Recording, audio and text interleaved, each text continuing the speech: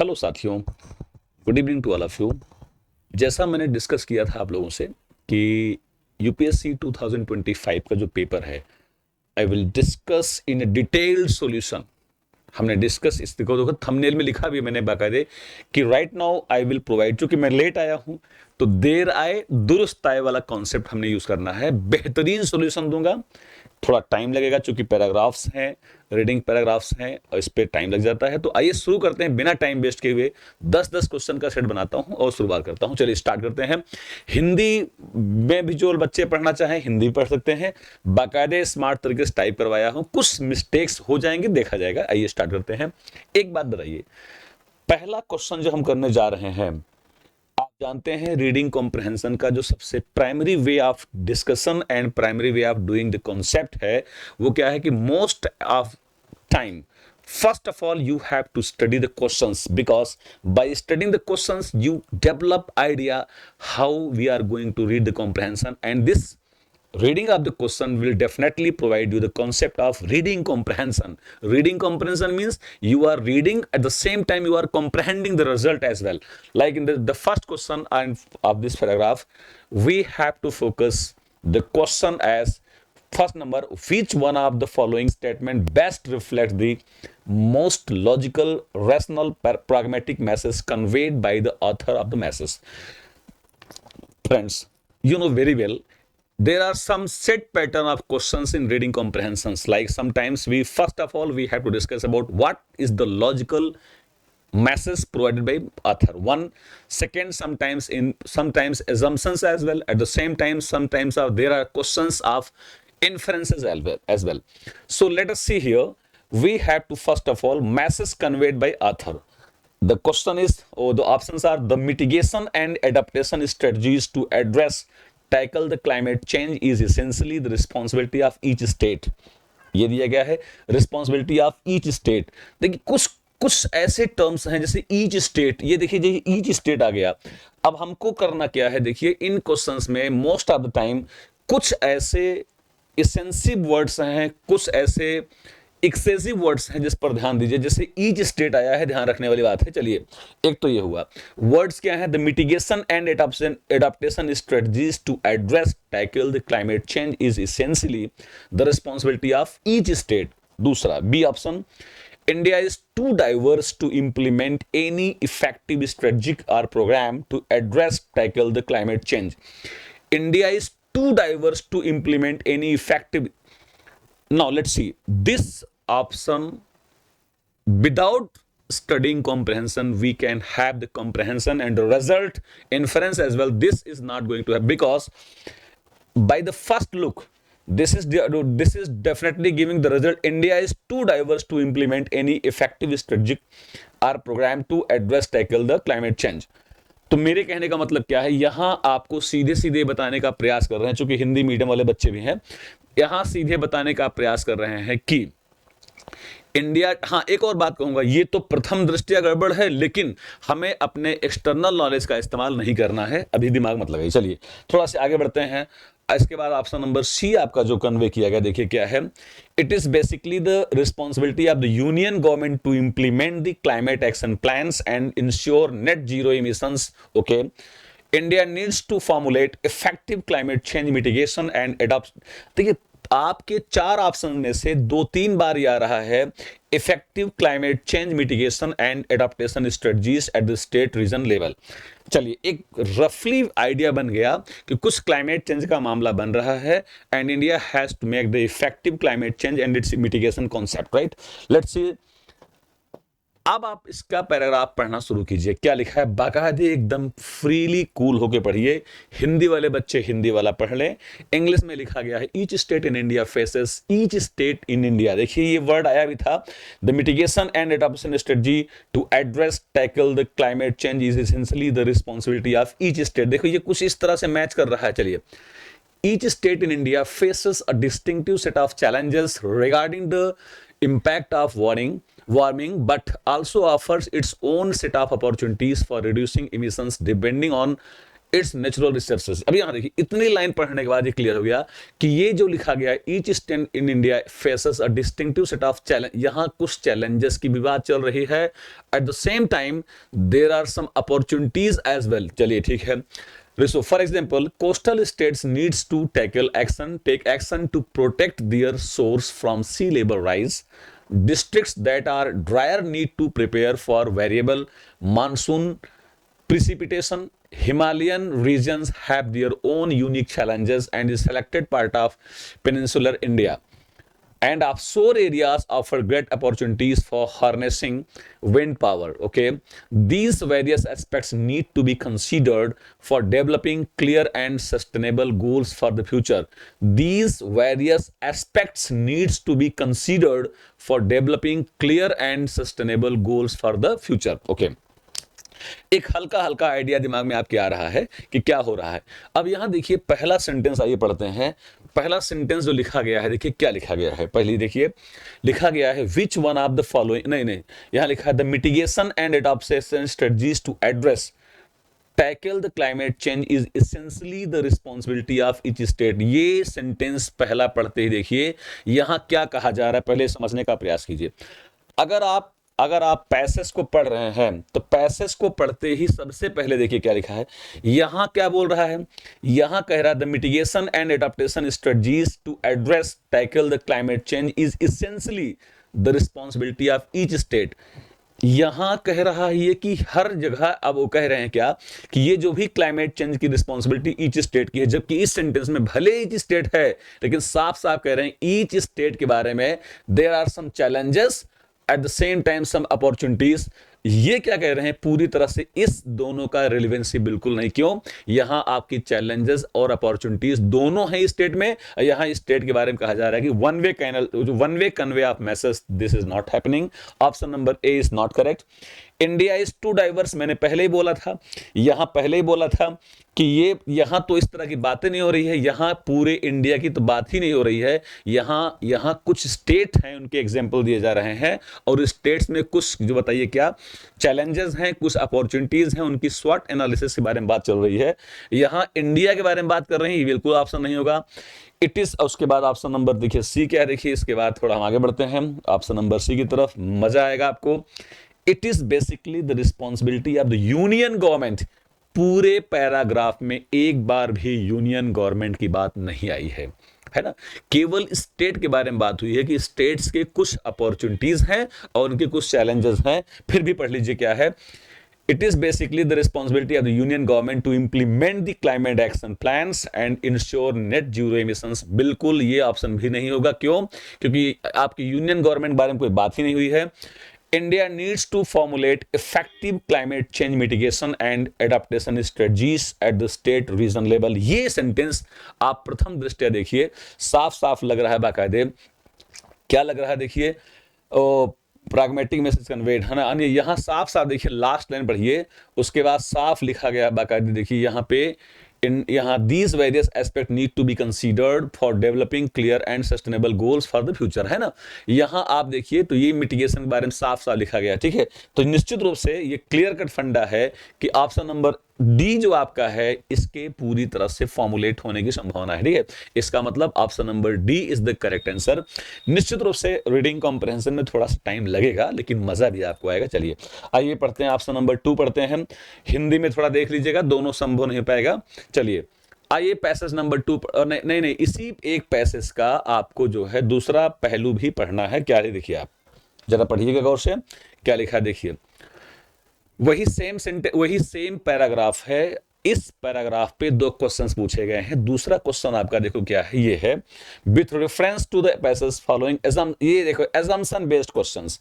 अगला क्वेश्चन आपका assumption based है। इस पैराग्राफ से आपको एज्यूम करना है ग्रीन एनर्जी। फ्रेंड्स आपने देखा होगा यहां ग्रीन एनर्जी की बात की ही नहीं गई है। Green energy production can B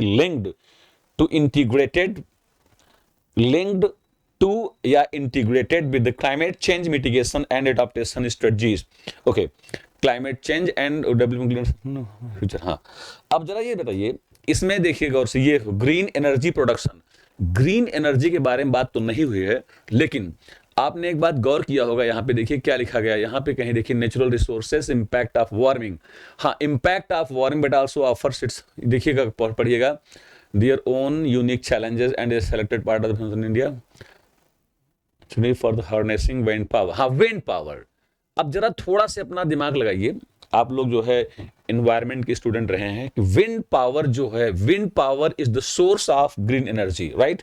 अब देखिए, wind power is the source of green energy production can be linked to integrated with the climate change mitigation and adaptation strategies. बहुत सिंपल सी बात है, अगर हम यहाँ विंड पावर के बारे में बात कर रहे हैं तो निश्चित रूप से ग्रीन एनर्जी को भी हम लोग फॉर्मुलेट कर लेंगे। Assumption number 1 is very definitely correct लग रहा है। ऑप्शन देखेंगे, ऑप्शन नंबर 2 देखिए क्या है इसके बाद, effects of climate change are much more severe in coastal and mountainous regions.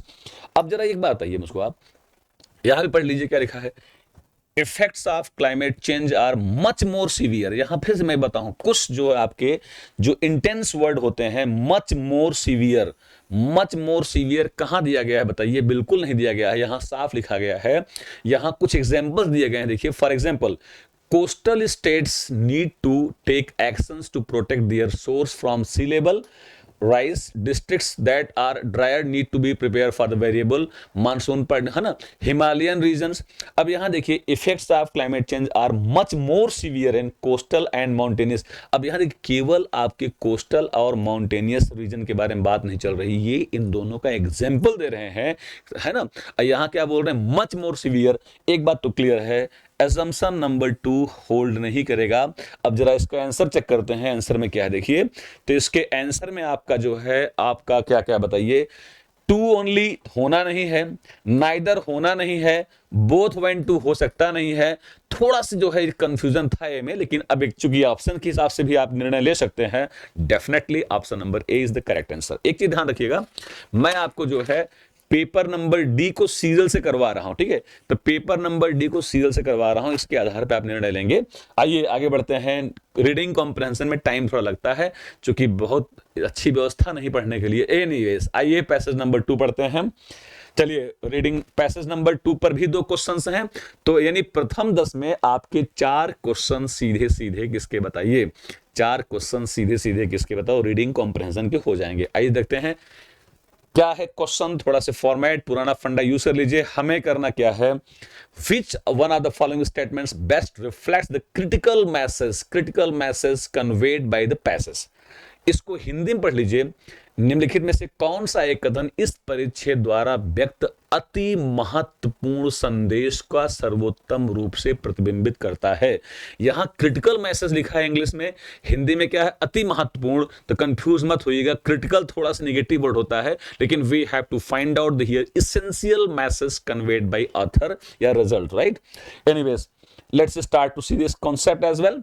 चलिए, पहला है, India's political executive should be aware, political executives should be aware that poverty and social inequality and the consequent sense of insecurity is the main social problem. Okay, in India, poverty is the primary reason for social inequality and insecurity. मैं अगर पूछूं, मैंने reading comprehension नहीं किया, passage नहीं पढ़ा, लेकिन मैं गारंटी के साथ कह सकता हूं कि ऑप्शन नंबर बी सही नहीं होगा, है ना। क्यों नहीं होगा, क्योंकि in India poverty is the primary reason for so inequality and insecurity.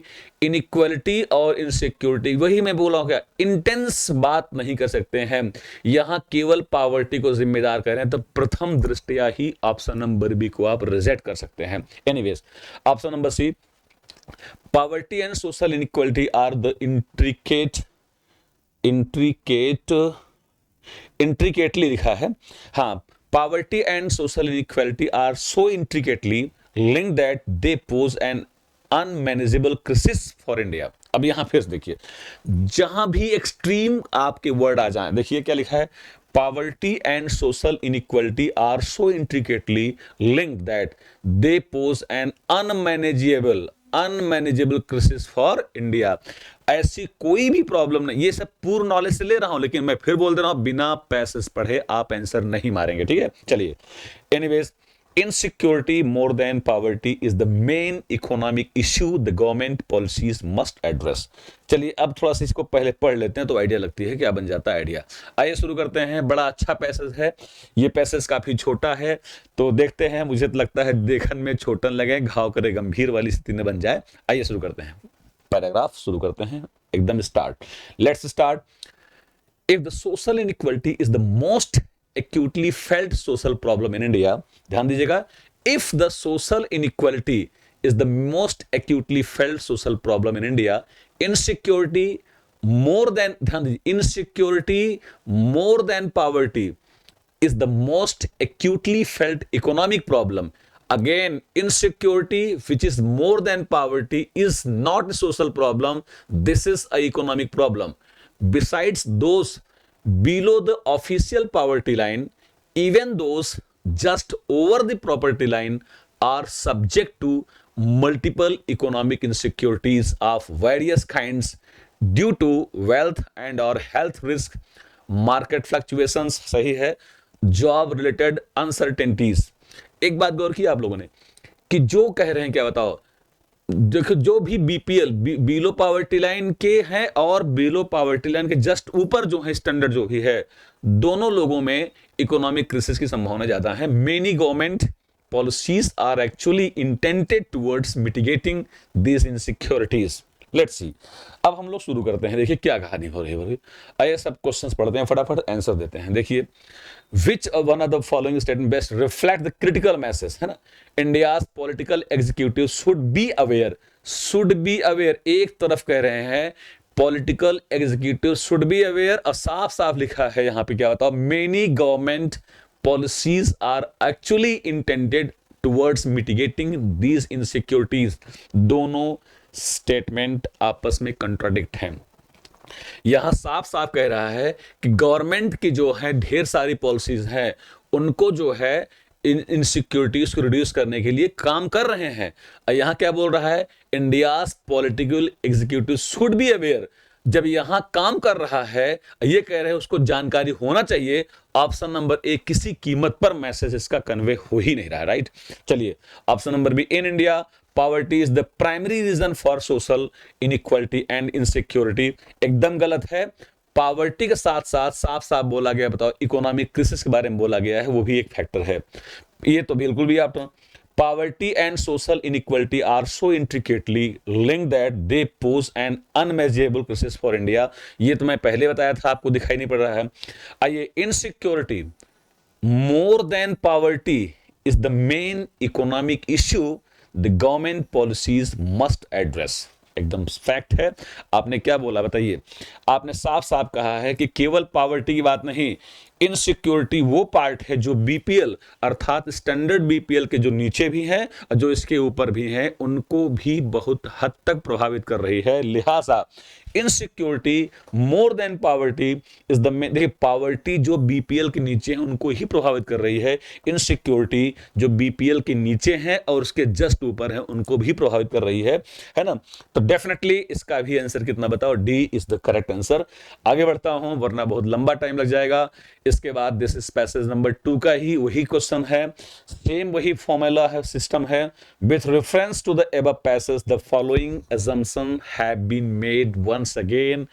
अगर आप लोग चाहेंगे ये पेपर खत्म कर लें तो एक बार assumption इन्फेरेंस कैसे निकालते हैं इस पर बाकायदे हम एक क्लास लेंगे, क्लास नहीं लेंगे, हमने तो आपका पूरा पैकेज डिक्लेयर कर दिया है ना। Anyways let's see, so we have to again here we have to discuss about the assumptions only right now. First of all, focus on that.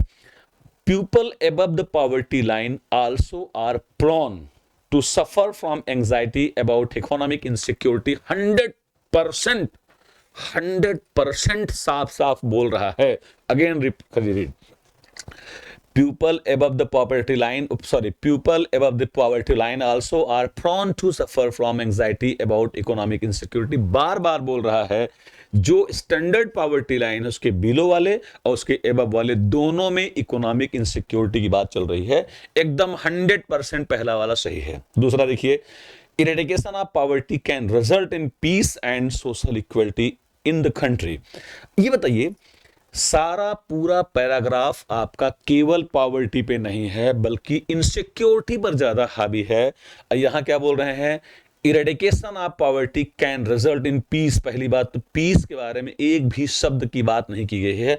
हाँ, सोशल इक्वलिटी की बात की गई है, लेकिन पीस के बारे में कोई बात नहीं की गई है। वैसे भी poverty can be result in, अब केवल आप बताइए, जब आप खुद कह रहे हैं कि insecurity is bigger than poverty, then how can you declare that the poverty will be only the primary reason to control the social equality, right? So this option is also wrong. Option number 1 is 100% correct. इसमें आपको guess ही नहीं करना है, बहुत अच्छा question है। यहां बताइए कौन सा सही होगा, बिल्कुल आप तो सोचना भी नहीं है, option number A is the correct answer, right. बेहतरीन, यही मैं कहना चाहता हूं, सी सेट को हल्के में ना लें, ये सब बहुत लगातार प्रैक्टिस करने से होगा, वरना एक दो लेक्चर में पढ़ा देते हैं टीचर हम लोग, उसके बाद आप प्रैक्टिस करने वाले नहीं हो। कम से कम एग्जाम जाने से पहले ऐसे 500 पैराग्राफ की प्रैक्टिस होनी चाहिए फॉर यूपीएससी सी सेट 2026। मैं चैलेंज कर रहा हूं। और एक चीज, इनको पढ़ने से आपका जीएस का पार्ट भी मेंटेन हो रहा है। चलिए आगे बढ़ते हैं, क्वेश्चन नंबर नेक्स्ट की तरफ देखिए क्या है। चलिए स्टार्ट करते हैं। अगला क्वेश्चन क्या है, देखिए ये आपका, अब आपका थोड़ा समय कम लगेगा। आइए पढ़ते हैं क्या लिखा है। हाँ, थोड़ा सा हिंदी में भी लिखा है, पढ़ लीजिएगा, अंग्रेजी में पढ़ दे रहा हूं। अ solid is painted yellow on, एक बहुत खास बात देखिए, ये जो आपका क्यूबाइड और क्यूब को पेंट करने वाला क्वेश्चन है 2024 में भी आ चुका है ना, जहां तक मैं देख रहा हूं 24 में भी आ चुका है। द क्वेश्चन इज कि बताइए, a solid is painted yellow on all its faces, है ना।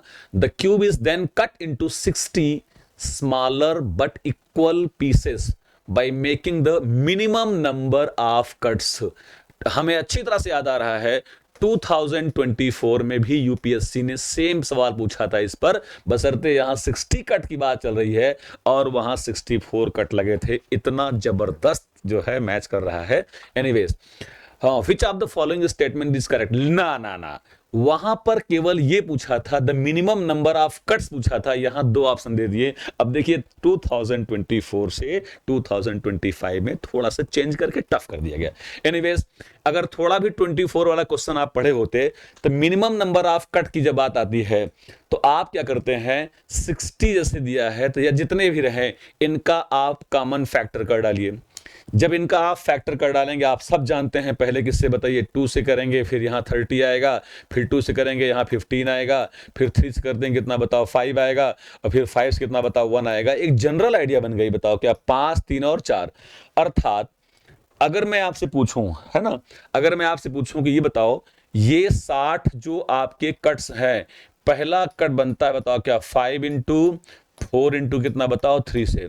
लेकिन सिर्फ इससे नहीं बनने वाला। जैसे मैं एक काम करता हूं, जैसे ये पेपर है, मान लीजिए ये पेपर है, पेपर ये क्यूब का या क्यूबाइड का एक सरफेस है, एक फेस है। आप जरा कॉमन सेंस सोचिए, दिमाग से सोचिएगा, वही बताता हूं मैं आपको हूं। अब जैसे ये हुआ तो ये 60 को मेंटेन करने के लिए, अब हमको अगर ज्यादा अच्छा होता, अगर थोड़ा से मिल जाता, हल्का से वो स्क्रीन मिल जाती, तो हम आपको और बेटर समझा सकते थे इसको कैसे मिलेगी स्क्रीन। तो बिल्कुल मिलेगी, क्यों नहीं मिलेगी। और जो है मैं कैसे बताऊं आपको, बताइए, मिल जाएगी, बिल्कुल मिल जाएगी, चिंता मत करिए। एक सेकंड बस देखिए, बस केवल मैं इसको तुरंत ले लेता हूं, अभी आपको समझा देता हूं अच्छे से बाकायदे, ठीक है, क्योंकि बार बार मौका आप मिलेगा नहीं, तो इसलिए इसको समझ लो अच्छे से, ठीक है। ये आप इसको समझ ही लीजिए। अभी ये कहाँ जा रहा है यार, देखो, चलो इसी का समझाने का प्रयास करते हैं, चलो टाइम वेस्ट हो जाएगा, छोड़ो। आइए देखते हैं कहाँ हो सकता है। देखिए ये बताइए, जो ये 60 बना, पहला आपने कहा बताओ क्या, ये 5 इंटू 4 इंटू 3 हुआ, बोलो हाँ, 5 चौक 20 तिहाई 60 हुआ। ऐसे चाहे हम तो बहुत सारे कट करके 60 बना सकते हैं। जैसे देखिए, अब यहां इसमें से किसी 5 दूनी 10, 10 इंटू 2 इंटू 3, या कोई लड़का चाहेगा और कुछ कर सकते हो आप लोग, बताओ क्या, 5 3 15 चौको 60।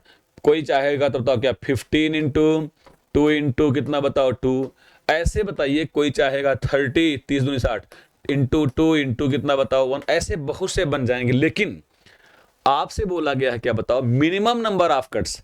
मिनिमम नंबर ऑफ कट्स तब हो पाता है जब इनके डिफरेंसेस की वैल्यू बताओ क्या मिनिमम हो। जैसे देखिए यहां बताइए, या इस तरह कह सकते हो डिफरेंसेस की वैल्यू मिनिमम हो या इनका सम मिनिमम हो। जैसे 10 का 2 का डिफरेंस 8 है, 2 का 3 का डिफरेंस 1 है, यहां 15 2 का डिफरेंस कितना बताओ 7 है, यहां कितना था 0। रिजल्ट ये होता है जिसका डिफरेंस मिनिमम हो या जिसका सम बताओ क्या बोलो मिनिमम हो। जैसे 10 2 12 3 15 है, 15 2 17 2 19 है, 30 मतलब क्या हुआ, अगर इनका सम तो सबसे छोटा सम इसका आ रहा है ना। जब सबसे छोटा इसका सम आ रहा है तो तरीका क्या होता है, हम इसको चूज करेंगे। अब एक बात बताइए, बहुत कॉमन सेंस की बात देखिएगा, अगर समझ में आ जाए तो आप इसका प्रयास करिएगा। देखिए मैं बताने का प्रयास कर रहा हूं, ये बताइए बहुत व्यवहारिक ज्ञान है। अगर मुझको इसमें 5 लाइन खींचना है, मान लीजिए है ना, 5 लाइन खींचना है, 5 पार्ट काटने हैं, तो 1 काटूंगा, 2 काटूंगा, 3 काटूंगा और 4 काटूंगा, तो कितने गिन के देखो 1 2 3 4 और 5। समझ रहे हैं बात मेरी। मेरे कहने का मतलब क्या है कि जितने कट करने प्राप्त करने हैं उससे हमेशा संख्या एक कम होनी चाहिए। द आइडिया इज कि अब बताओ 5 से 1 कम कर दो अर्थात 4 कट लगाने पड़ेंगे, 4 में 1 कम कर दो अर्थात 3 लगाने पड़ेंगे, है ना, प्लस करना है, और 3 में 1 कम कर दो अर्थात कितना बताओ 2 लगाने पड़ेंगे।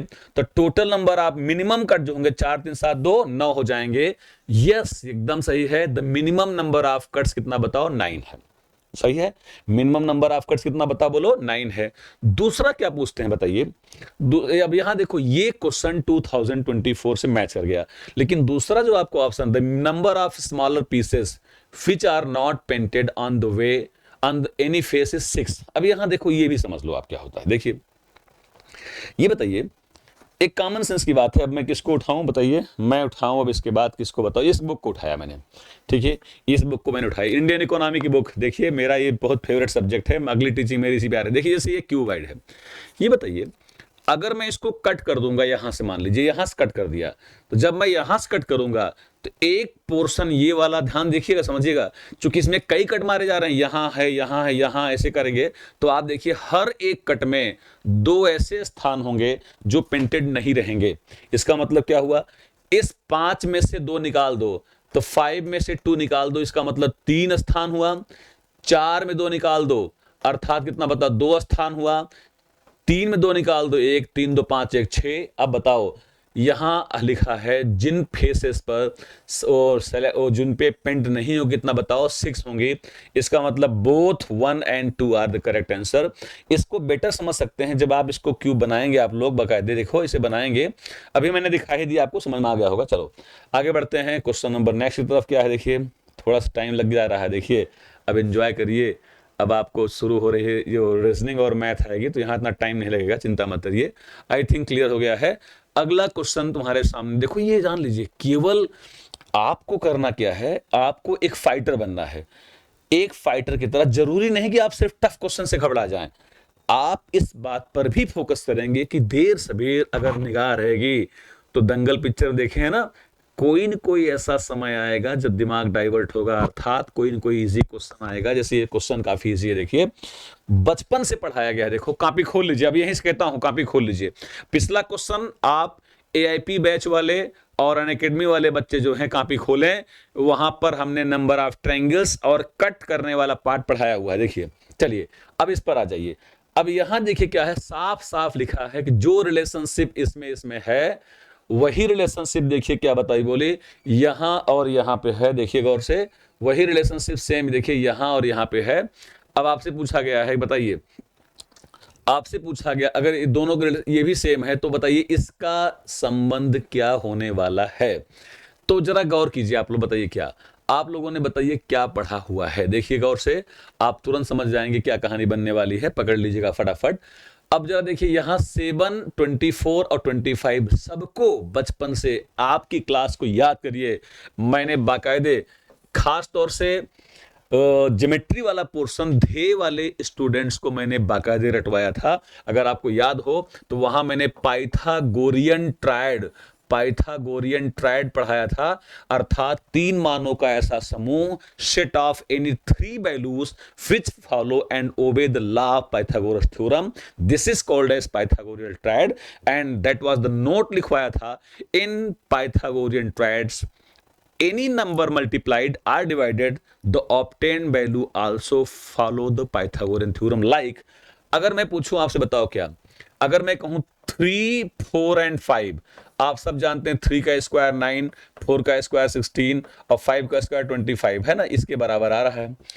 इसमें अगर आप किसी से मल्टीप्लाई कर दें, इंटू 2 कर दें, अर्थात कितना बताओ, 6 हो जाए या 8 हो जाए या 10 हो जाए, ये भी पाइथागोरस को फॉलो करेगा। 6 का स्क्वायर 36, 8 का स्क्वायर 64, 64 और 36 को जोड़ेंगे 100 आएगा, एंड दिस डेफिनेटली 10 का स्क्वायर।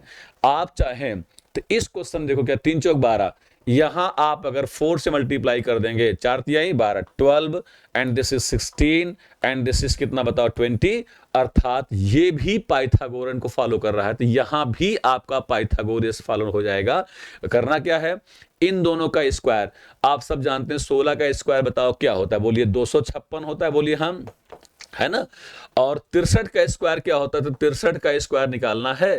तो इवन बता दूं, अगर आपको याद हो तो याद करो वो दिन, मैंने हल्का सा डिस्कस इसको भी किया था।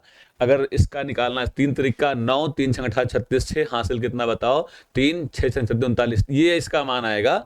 अब अगर मैं इसको जोड़ता हूं 3 9 और कितना बताओ 6 9 जोड़ता हूं, तो 9 6 15 5 हासिल 1 और 6 5 11 और 11 1 12 की 2 हासिल कितना बताओ 1, अरे हाँ हाँ हासिल 1, और उसके बाद 9 2 11 1 12 की 2 हासिल 1 और 3 1 4 4225। दुनिया जानती है, दुनिया जानती है इसका स्क्वायर रूट निकालना है। मैंने इसको भी क्लास में पढ़ाया था कि अगर स्क्वायर रूट के अंत में 5 आ रहा है तो यहां 25 है, इसका मतलब यहां 5 होगा। अब ये 42 कौन दो कंसेक्यूटिव नंबर्स लाइक 6 इंटू 7 का मल्टीप्लाई है, इसका मतलब क्या बताइए, इसका मतलब बताइए क्या हो, बताइए। तो जो सबसे बड़ा नाम है 75 will be the it's answer, अर्थात कितना बताओ, सॉरी इसका उत्तर कितना बताओ, बोलो कितना आएगा, 6 7 42 ना। हाँ एक बढ़ा करते हैं, तो जैसे 3 चौक 12 है ना, तो मैं पूछूं बताओ क्या, एक बढ़ाते, इसका उत्तर 65, सॉरी 65 इसका उत्तर आंसर आएगा, है आंसर, देखो सी इज द करेक्ट आंसर। ठीक, ये स्क्वायर रूट रटने की बात है। जैसे मैं पूछूं बताओ क्या, मैंने कहा 75 का स्क्वायर निकालो, तो इसमें एक जोड़ दो, 8 7 56, 56 और कितना बताओ 25। ये भी जिन बच्चों को याद आ रहा हो कि मैंने ये बताया था, कमेंट बॉक्स में जरूर लिखिएगा प्लीज।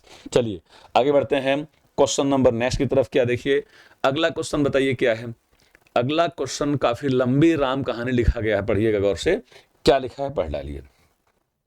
थोड़ा हिंदी में भी एक क्वेश्चन लगवा देता हूं, देखिए क्या लिखा है। कच्चे तेल की कीमतों में वृद्धि होने के कारण पेट्रोल की कीमतें 10% बढ़ गई। ठीक है, कीमत वृद्धि से पहले देख लीजिएगा हिंदी में, हाँ पहले 90 रुपीज पर लीटर थी। A person travels 2200 kilometer every month and his car gives a mileage of 16 kilometer per liter. By how many kilometers should he reduce his travel if he wants to maintain his expenditure at the previous level? मतलब सुनिए क्या, हिंदी में सुनो क्या कहते हैं। इनका कहना क्या है कि पेट्रोल की कीमत में 10% का इजाफा हो गया, बढ़ गया। एक व्यक्ति 2200 किलोमीटर की ट्रेवल करता है, उसकी कार का एवरेज 16 किलोमीटर है। तो ये बताइए, सबसे पहले बुद्धि लगाइए स्वयं, अपने आप सोचिए, अगर हमको 2200 किलोमीटर जाना है, हमारी कार का एवरेज कितना बताओ 16 किलोमीटर है, तो बताइए कितने लीटर पेट्रोल लगा। तो सिंपल सा फंडा है, पहले वो 2200 डिवाइड बाई कितना बताओ 16, इतना लीटर पेट्रोल पहले खर्च कर रहा था, और इसका जो क्या बोलते हैं रेट है, इतना लीटर आएगा। और कह रहे हैं कि इस वक्त इसका रेट कितना बता, बोलो शुरू में 90 था, तो आपने यहां 90 से मल्टीप्लाई कर दिया, ये उसका पहले खर्च था। समझिएगा बात को, ये बहुत कॉमन कक्षा 8 की मैथ है ये। ठीक है, अब देखो सीसैट क्यों ब्रांडेड है, यूपीएससी क्यों ब्रांडेड है, क्लास 8 स्टैंडर्ड क्वेश्चन दिया है, देखिएगा और से। अब चलिए, अब कह रहे हैं कि इसमें 90 में 10% हाइक हो गया। आप सब बताओ 90 का 10% कितना होता है, 9 रुपया होता है। 90 में 9 आप ऐड कर दें, अर्थात अब 99 कह रहे हैं, हम उसे पूछा जा रहा है अब डिस्टेंस कितना कम करना पड़ेगा। तो हमने मान लिया यहां क्वेश्चन मार्क डिस्टेंस है। अच्छा, कार का एवरेज अभी भी 16 ही है, तो हमने 16 से भाग करूंगा। लेकिन अब जो खर्च आ रहा है अब वो क्या है, 99 हो गया। साथियों कह रहे हैं ये खर्च और ये खर्च आपस में बराबर है। क्वेश्चन आपका हो चुका है। कैसे? 16 ने 16 को कैंसिल आउट कर दिया, 9 से डिवाइड किया, यहां 11 आया, यहां कितना बताओ 10 आ गया। अब 11 से डिवाइड किया कितना बताओ 2 आया, 200 यहां है और 10 यहां है, अर्थात इस डिस्टेंस की वैल्यू कितना बताओ 2000 किलोमीटर है। फ्रेंड्स पहले ये 2200 किलोमीटर कवर कर रहा था, अब ये बंदा 2000 किलोमीटर ऐड कवर कर रहा है। Since expenditure is similar, therefore the distance reduced बास bye 2200 earlier and 200 now. Now you tell me what exactly is the difference between these two. 200 kilometre is the main answer and that is definitely the correct answer, right? चलिए आगे बढ़ते हैं, question number next की तरफ चलते हैं। क्या देखिए, अगला क्वेश्चन आपका जो दिया गया है ये, मैं फिर कह रहा हूं, अब जैसे पिछला सवाल था, पिछला सवाल अगर मैं कहूं कि यार ये सवाल हमने नहीं पढ़ाया तो ये अन्याय होगा आपके साथ भी मेरे साथ भी। ये तो कोई क्वेश्चन ही नहीं था, परसेंटेज तो इतना व्यापक पढ़ाया गया था, लिखो अपने पेपर कॉपी में ये भी हुआ था।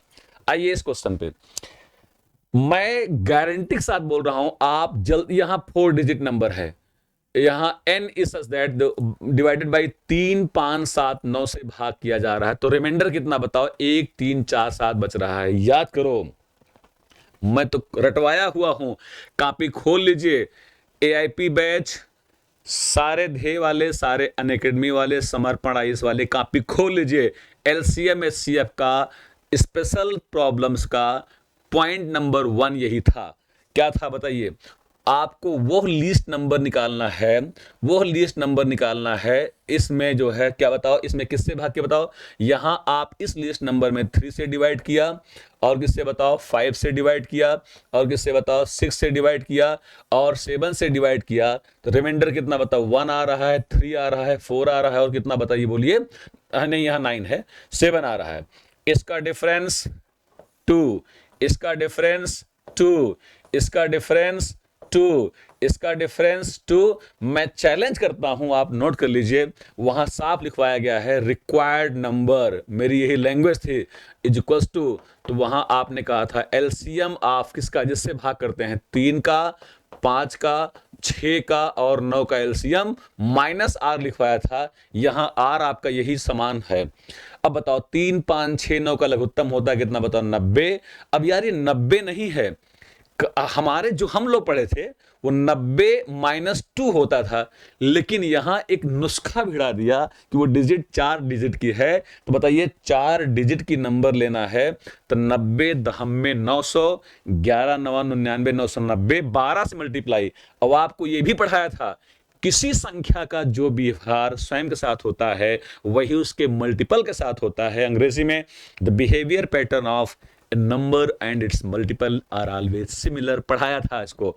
तो कोई बात नहीं है, 90 का जो मल्टीपल होगा तो वो 90 इंटू के होगा। हमें लाना है 4 डिजिट की नंबर, है ना, वो भी मिनिमम नंबर, स्मॉलेस्ट नंबर लाना है।